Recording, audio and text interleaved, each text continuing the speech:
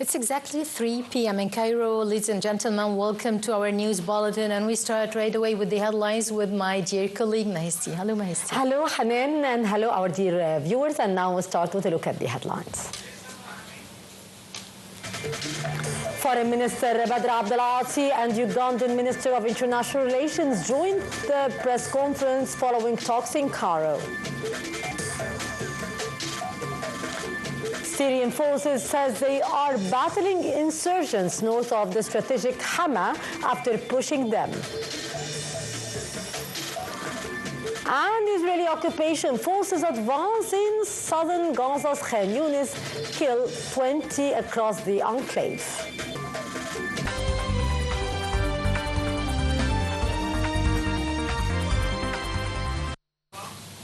Welcome back. The news in full.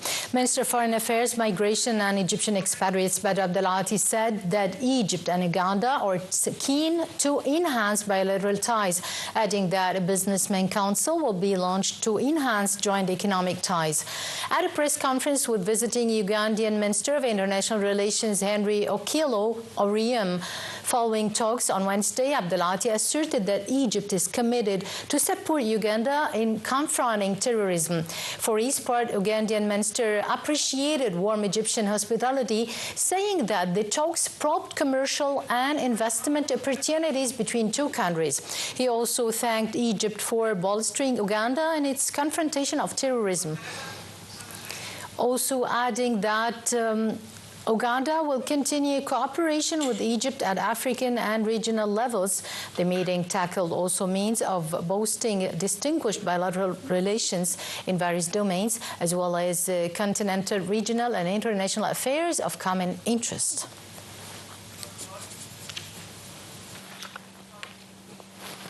On another front, Foreign Minister Badr Abdelati on Wednesday reiterated Egypt's constant position in support of the Syrian state and the Syrian sovereignty, unity and territorial integrity.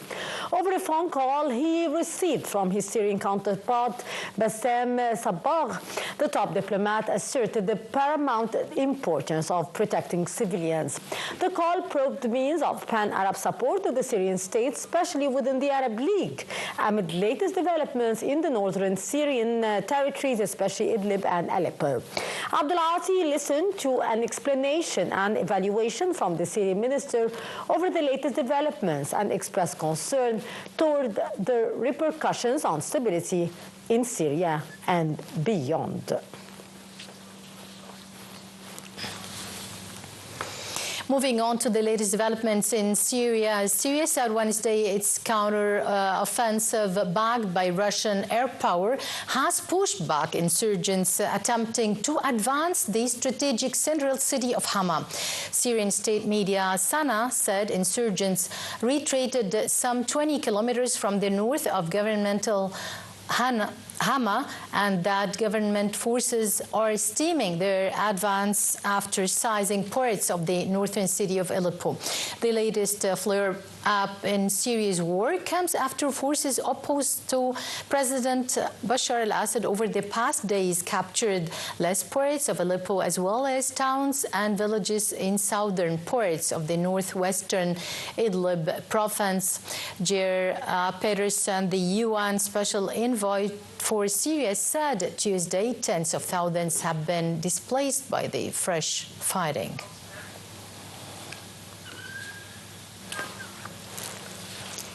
Moscow expressed its strong solidarity with the action of the Syrian leadership to restore constitutional order and counter an offensive by the terrorist groups, receiving support from external forces. Russian Foreign Ministry spokeswoman said to reporters that Russia, Iran and Turkey are in close contact over the conflict in Syria. Russia, which announced naval and air forces drills in the eastern Mediterranean this week, has accused Ukraine of backing the Syrian rebels.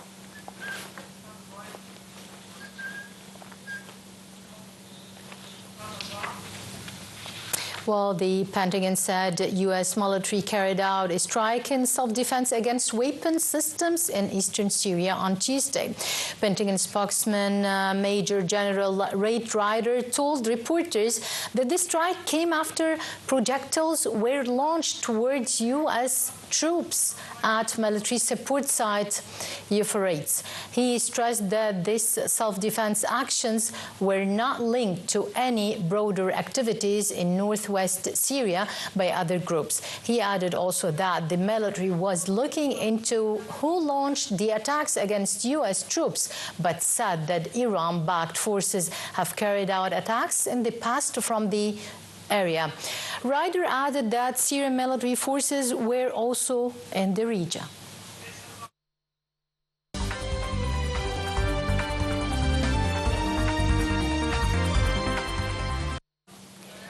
Israeli occupation forces and tanks began an invasion into northern parts of Khan Yunis governorate in the southern of the Gaza Strip on Wednesday, while 20 people were killed in Israeli attacks across Gaza. The fresh incursion comes while Israeli forces continue the fierce ground offensive in northern Gaza that began in last October. More details in the following story. Israeli occupation forces and tanks began an invasion into northern parts of the Khan Yunis governorate in the southern Gaza Strip on Wednesday. Residents said tanks advanced one day after the Israeli military designated area of El Mawasi nearby. The fresh incursion comes while Israeli occupation forces continued a fierce ground offensive in northern Gaza that began in last October. Residents in the northern Jabalia, Bethlehem, and Beit Hanun said Israeli forces had blown up dozens of houses.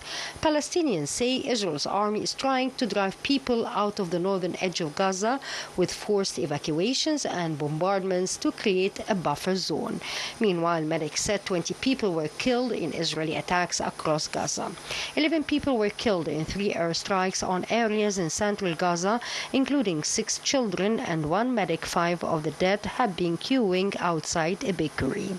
A fire has killed at least 44,500 Palestinians, more than half of them women and children, destroyed vast areas of the coastal enclave, and displaced. And Israeli occupation forces attacked Kamal Radwan Hospital in northern Gaza Strip with drones strike overnight, wounding 3 medical staff, one of them critically. The hospital in Beit Laia is one of the few hospitals still partially operating in the northernmost part of Gaza, and the facility's director, Dr. Hussam Abu Safiya, said that the drones were dropping bombs and spraying shrimps at the hospital. The situation has become extremely dangerous, and the medical staff are exhausted by the ongoing violence and atrocities. Kamal Radwan Hospital has been struck multiple times since Israeli forces waged a fierce offensive in last October, and Abu Safiya was wounded in his thigh and back by an Israeli drone strike on the hospital last month. Lebanese Health Minister Firas Abiad said that the toll in more than a year of Israeli aggression had reached 4,047 dead people and 16,638 wounded. He said most of the casualties occurred since the Israeli aggression developed into an incursion coupled with air attacks across Lebanon in September 15th. The minister added that the real number may be higher due to the unrecorded deaths. Meanwhile, ceasefire between Israel and Hezbollah has held despite Israeli forces carrying out several new drone and artillery strikes on Tuesday, killing a shepherd in the country's south. A U.S. and French brokered 60-day ceasefire began last Wednesday under the deal. Thousands of Lebanese troops are supposed to deploy in southern Lebanon, where UN peacekeepers also have a presence. Hezbollah militants are to pull back from areas near the border as Israel withdraws its ground forces.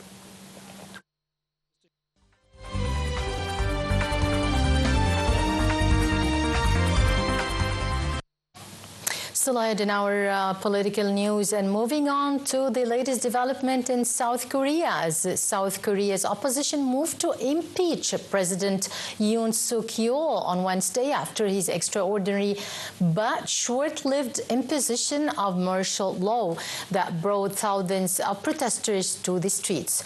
He's shocked to suspend civilian rule for the first time in over 4 decades before being overturned by lawmakers in a night over drama. Plunged South Korea into deep turmoil and alarmed its close allies, the future of Yoon is now highly uncertain as the opposition holds a large majority in the 300-member parliament.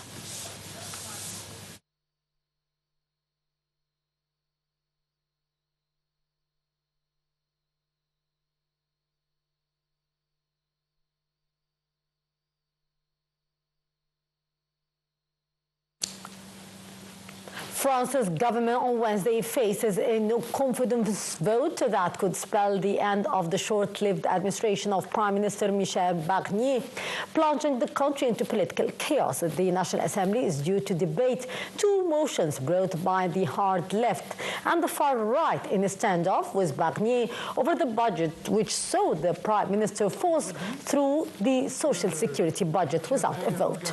Barnier government has been in office for just 3 months. De quoi je parle, où notre pays a tant à faire pour défendre ses intérêts. And to the latest development on the Russian-Ukrainian war, as Russia said on Wednesday that there are no grounds yet for negotiations on how to bring the war in Ukraine to an end. The Kremlin's spokesman Dmitry Peskov reiterated that Russia will not negotiate with President Volodymyr Zelensky unless Ukraine renounces its ambition to join NATO and withdraws troops from territories now controlled by Russian troops. Talk about peace talks have become more frequent since Donald Trump won the U.S. presidential elections in November and promised to bring the war to a swift end.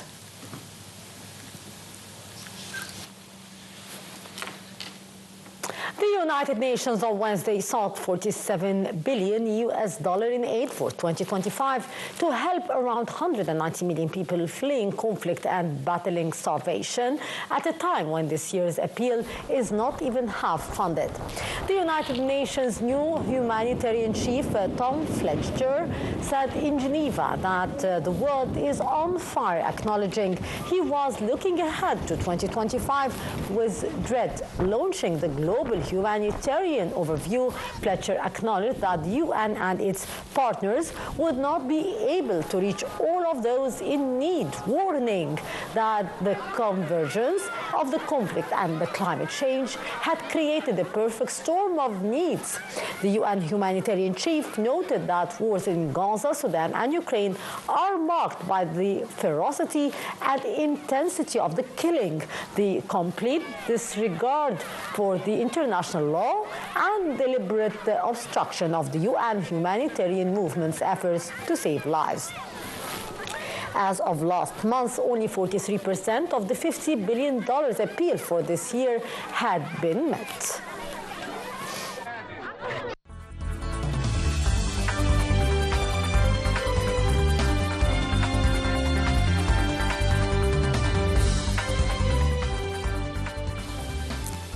Starting our economic segment with the statements of Prime Minister Mustafa Madbouli as he shared today a weekly cabinet meeting on imported domestic files. The Prime Minister said that the government is keenly interested in providing different facilities to the global companies operating in Egypt and to increase the private sector's engagement in the national energy sector. Madbouli pointed out that the state, under the leadership of President Abdel Fattah el-Sisi, is looking forward to intensifying coordination with African nations, particularly with the Nile Basin countries, in support for joint development projects. Prime Minister Dr. Mustafa Madbouli today witnessed the signing ceremony of an investment contract for a new model of Nissan vehicle. The contract was signed between Nissan Egypt and Nissan Africa for the manufacturing of a third model of Nissan vehicle at its factory in Egypt, with more than 54% of local components.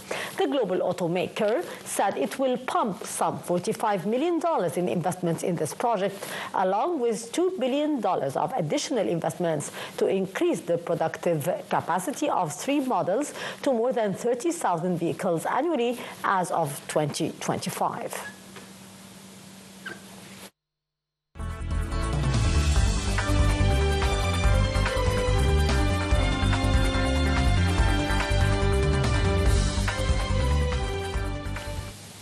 Starting the interesting topic of our sports domain today with Al-Ahli, as Al-Ahli concluded training today in preparation for their CAF Champions League second round group stage away clash against South Africa's Orlando Pirates next Saturday. The record 12 times African champions Al-Ahli started their campaign in Group C with a 4-2 home win over State Abidjan of the Ivory Coast.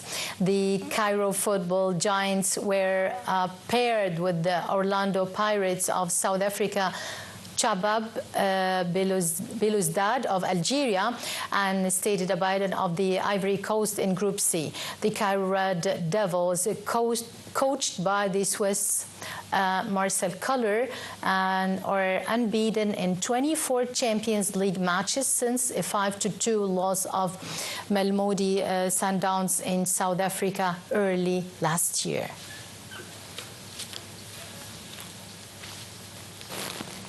Well, with that, our dear viewers, we come to the end of our news bulletin. You were in the company of myself, Rabia, and I had all the pleasure to be working with my dear colleague, Hanan El-Khouli. Thank you so much, Hanan. Thank you so much, Mahisti, and many thanks for watching, ladies and gentlemen.